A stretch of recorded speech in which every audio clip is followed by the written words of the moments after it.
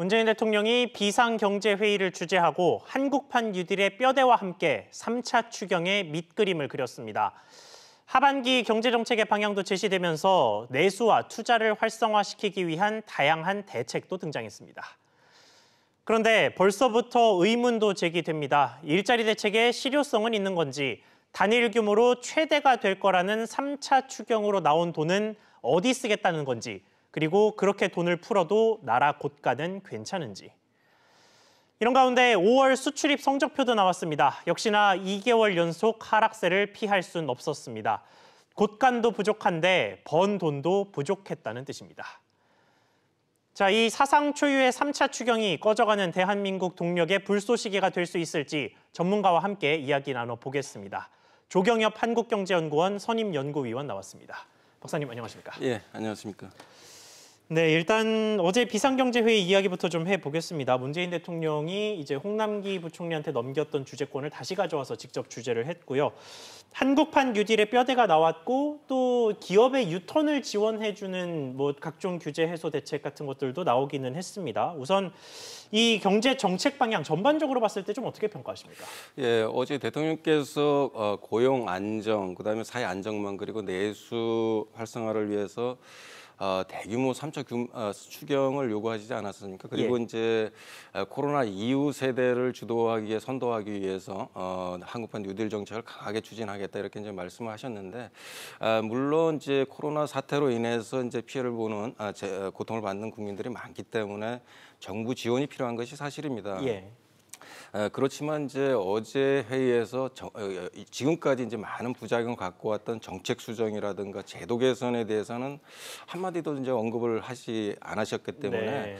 하반기 정책에 있어서도 이런 대책에 있어서도 큰 성과 없이 국가 채무가 눈덩이처럼 늘어나는 게 아닌가 하는 이런 이제 우려가 상당히 크게 들고 있습니다. 자, 그렇군요. 잠깐 3차 추경 관련된 이야기를 하셨는데 지금 뭐 역대 최대 규모가 될 것이다라는 이야기는 문재인 대통령이 공식화를 했고 뭐 30조 원 정도가 될 거라는 전망도 좀 나오고 있더라고요. 일단 이 돈이 좀 어디에 쓰이는지부터 좀 짚어주시죠. 예, 지금 뭐 소상공인 지원이라든가 고용 유지 지원금 뭐 확대하고 공공 일자리 공급 55만 개 공공 일자리 공급. 그러니까 기존의 정책에 기존에 했던 것을 좀 더 큰 폭으로 확대하는 것하고 그다음에 뭐 한국 뉴딜 정책을 위한 재원 마련 이런 것들이 이제 포함이 돼 있는 것 같습니다. 그래서 3차 추경 규모가 지금 뭐 30조 또는 뭐 크게는 이제 50조까지 바라보는 사람도 있는데요. 예. 이렇게 되면 이제 올해 만기 연장까지 포함해서 발행하는 국가 채무가 한 200조 원에 달하기 때문에 네. 이로 인한 이제 민간 소비라든가 투자가 구축되는 이런 부작용도 상당히 많이 들 거로 생각이 되고요. 그리고 현 정부가 이제 일자리 정부라고 이제 하지 않습니까? 예. 그런데 이제 대부분이 자꾸 이제 정부 주도로 일자리를 자꾸 만들려는 경향이 있어요. 그러니까 지금 이제 기존 연구들을 보면 정부가 한 100개 일자리를 만들면 민간에서 한 150개 정도 일자리가 지금 사라지는 거로 분석이 되고 있거든요. 예. 그래서 지금 55만 개 일자리도 이제 보면 허드렛 일이 대부분이고 그다음에 이제 민간 일자리를 구축한다는 측면에서도 바람직하지 않은 거로 생각이 됩니다. 네, 단순 계산하면 80만 개 가량의 일자리가 사라진다는 얘기네요. 예, 맞습니다. 그래서 그런 점도 이제 충분히 고려를 해서 이제 추진을 해야 되고 그래서 이제 제도 개선을 요구를 하는 겁니다. 민간에서 이제 일자리를 만들 수 있는 여지를 좀 많이 만드는 게 중요하다 이렇게 생각이 되고요. 고용 유지 지원금 같은 경우에도 사실 이제 워낙 이제 고통을 받는 국민들이 많기 때문에 지원이 필요성은 이제 충분히 인정이 됩니다. 그렇지만 이 고용 유지 지원금이 계속해서 확대되고 지속이 된다면 구조조정이 지연되는 이런 부작용도 이제 발생한다는 점도 이제 고려를 해야 된다고 생각합니다. 예. 그리고 뉴딜 정책 같은 경우에도 보면은 새로운 게 없고 재탕인 경우가 상당 부분이 있고요. 그다음에 고만고만한 것들을 이제 백화점식으로 이렇게 늘어놓는 경우가 많기 때문에 예. 효과는 그렇게 크지 않을 것 같은 이런 생각을 좀 주고 있습니다. 그렇군요. 자, 지금 계속 국가 채무 관련 이야기를 지적해 주셨는데 문재인 대통령이 관련 이야기를 했습니다. 다른 나라에 비해서 우리나라가 국가 채무 비율의 증가폭이 그렇게 크지 않다. 그러니까 소위 안심해도 된다는 식의 뉘앙스로 이야기를 했는데 이 부분에 대한 박사님 생각이 좀 궁금합니다. 글쎄요, 그거를 어떤 근거를 갖고 말씀하셨는지 참 그런데요. 현 정부 3년 동안 이제 올해 이제 3차 추경이 얼마나 되느냐에 좀 다르지만 현 정부 들어서 늘어난 국가 채무가 한 250조 원이 지금 넘는 상황이 됩니다. 그러니까 현재 3년 만에 국가 채무 비율이 10% 포인트나 지금 뛰는 거거든요. 예. 그렇게 되면 OECD 국가 중에서도 가장 빠르게 국가 채무가 지금 증가 속도 측면에서 가장 빠른 나라에 속하고 있는 겁니다. 그래서 결코 이렇게 이제 더디게 증가한다는 얘기를 할 수가 없고, 그다음에 우리나라에서는 국가 채무 비교를 할 때 이제 공기업이라든가 연금충당부사를 빼고 이제 자꾸 얘기를 하기 때문에 그런데 그런 걸 합치면 이제 100%가 넘기 때문에 좀 낮은 수준도 아니고요. 그리고 이제 국가 채무 비교를 할 때 우리가 몇 가지 주의를 해야 될 점이 있습니다. 첫째가 이제 그 일본이나 미국, 영국과 같이 우리나라가 이제 기축통화국이 아니지 않습니까? 그러다 보니까 외부 충격이 있을 때마다 자금이 빠르게 빠져나가는 경향이 있어요. 그래서 그 신용평가사들이 우리나라 국가 채무가 46%에 돌아오면 신용등급을 내리겠다고 이렇게 하는 이유도 이제 거기에 있는 겁니다. 그리고 고령화도 이제 고려를 해야 되는데 고령화가 이제 선진국 같은 경우에는 80년대, 70년대 이렇게 지금 현재 우리 수준과 비슷한데 그 당시 국가 채무를 보면 우리보다 지금보다 낮은 수준에 있었습니다. 그리고 고령화가 빠르게 진행되면서 국가 채무도 빠르게 증가하는 경향이 있었는데 거기에 그리스가 대표적인 케이스인데 그리스가 1980년대 지금 현재 우리나라 고령화 비율이 좀 비슷한 수준인데 당시에 27%였습니다. 그러다가 13년 만에 100%를 넘는 게 있고요. 그래서 고령화도 이제 고려를 해야 되고 그다음에 이제 KDI 분석을 보면 우리나라 같이 대의존도가 높고 소국 개방 경제인 경우에는 적정 국가 채무 비중이 35%로 추정을 하고 있거든요. 그래서 이미 우리나라가 낮은 수준도 아니고 또 속도도 결코 지금 뭐 대통령께서 언급하셨듯이 더디게 증가하는 게 아닙니다. 그래서 우리가 국가 채무 관리에 좀 더 신경을 써야 되는 상황입니다. 그렇군요. 조금 다른 이야기로 넘어가 보겠습니다. 긴급재난지원금 이야기인데요. 벌써 카드사를 통해서 받는 지원금 신청이 이번 주 금요일에 마감이 된다고 하는데 통계를 보니까 국민의 98% 이상이 재난지원금을 받았다고 하더라고요. 그래서 이 덕분에 뭐 소비 심리가 살아났다는 5월 지표도 벌써부터 저희가 확인을 한 바가 있고요. 뭐 그러다 보니까 일각에서는 한 번 더 지급하자. 뭐 소비 진작 뭐 이런 것들을 위해서 이런 식의 주장이 좀 나오고 있는데 뭐 받는 국민들이야 당연히 돈을 준다는데 거부할 리가 없겠습니다만 이미 3차 추경으로 대규모 재정을 쏟아붓는 상황에서 현실적으로 좀 가능할 거라고 보십니까? 예, 뭐 이번 선거에서도 이제 이게 긴급 재난지원금이 상당히 이제 선거에 승리하는 데 기여를 했다 이렇게 평가를 하고 있고 그러다 보니까 이제 앞으로는 이제 여나 야나 상관없이 이제 너도나도 이제 기본소득제라든가 이런 식의 이제 현금 지원에 대한 경쟁적으로 할 거로 예상이 됩니다. 그리고 이번에 이제 2차 지원금을 해야 된다고 이제 여론조사를 보면 한 74%가 찬성을 지금 하고 있거든요. 그러다 보면 이제 정치권에서 이런 국민 여론을 봐서 재난지원금을 3차 추경에 이제 포함할 가능성이 상당히 높다고 생각을 합니다. 그리고 이제 우리가 보면 여론조사에서 흥미로운 점을 하나 발견할 수 있는데 약 30%가 그 재난지원금을 받아서 소비를 더 했다고 응답을 했고 한 70% 가량은 오히려 이제 그 소비와 옛날 수준과 비슷하고 그다음에 아니면 더 줄였다 이렇게 대답을 하고 있거든요. 그래서 그 의미는 뭐냐면 30% 정도는 실질적으로 소득이 줄기 때문에 생계를 위해서 재난지원금을 큰 폭으로 쓰는 소비 진작에 도움이 된 걸로 이제 파악이 되고 70% 가량은 그렇지 않은 걸로 지금 파악이 된다는 얘기거든요.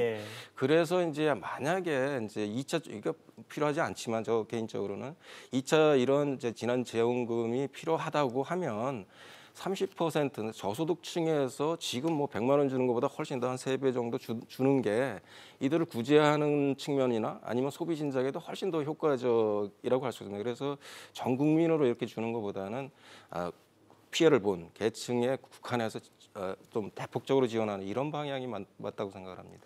그렇군요. 자, 이제 좀 더 중요한 이야기를 해보겠습니다. 수출 관련 이야기인데요. 코로나19의 직격탄을 맞은 수출이 5월에도 20%대 감소율을 보였습니다. 2달 연속으로 수출이 마이너스로 역성장을 한 게 11년만이라고 하더라고요. 그래서 일단 전반적인 수출 지표 좀 어떻게 평가하십니까?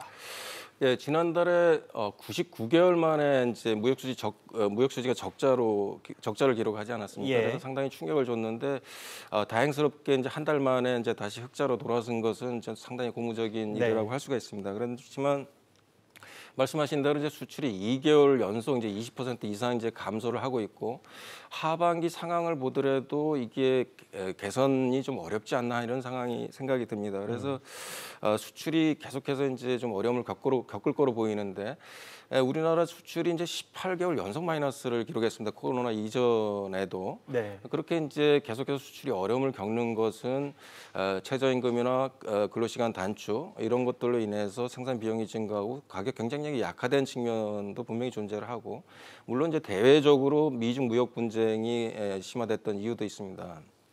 근데 이런 상황에서 이제 사실 또 코로나가 진정될 기미도 좀 안 보이고 또 하반기에는 미중 무역 갈등이 더 이제 악화될 가능성이 상당히 크거든요. 그렇게 되니까 앞으로 또 수출도 좀 어려움을 겪지 않을까 하는 이제 이런 우려가 들고 있습니다.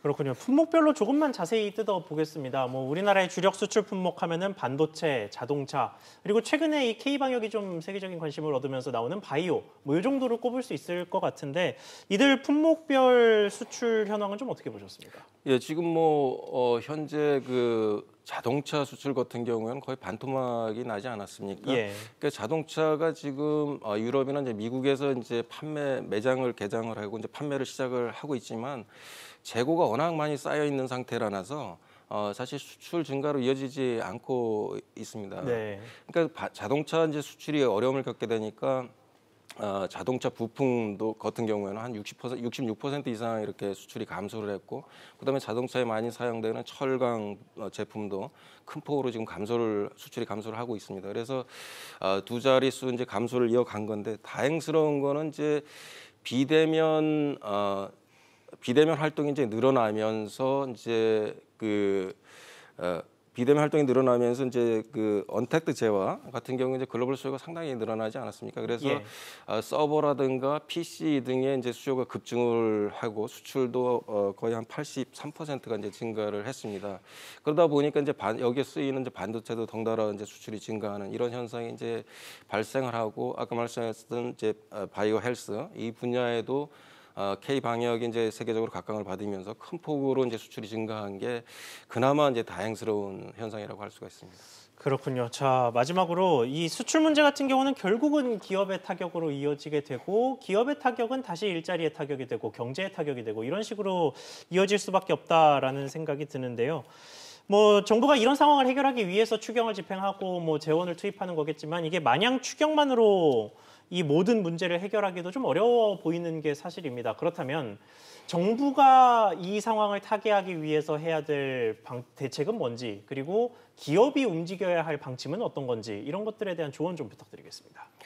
예, 지금까지 이제 뭐 수출뿐만 아니라 우리나라 이제 성장이라든가 고용 문제도 상당히 악화되어 왔고 분배 문제도 상당히 악화되지 않았습니까? 예.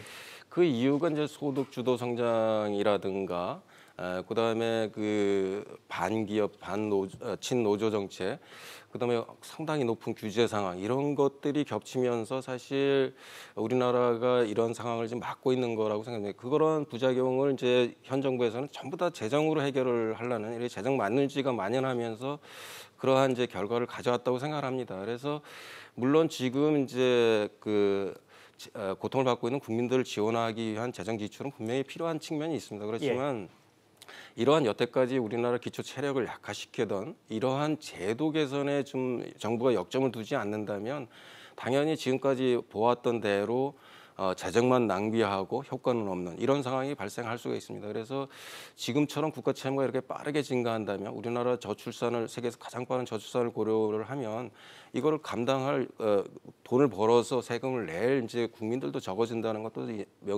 인식을 하고 우선 돈을 쓰는 것보다는 제도 개선을 해서 기업들이 활발하게 움직일 수 있게 해야지만 포스트 코로나에 이제 우리나라가 선도적 지위로 갈 수 있지 않나 이런 생각을 하고 있습니다. 네, 알겠습니다. 오늘 말씀 여기까지 듣겠습니다. 지금까지 조경엽 한국경제연구원 선임연구위원과 함께했습니다. 박사님 감사합니다. 예, 감사합니다.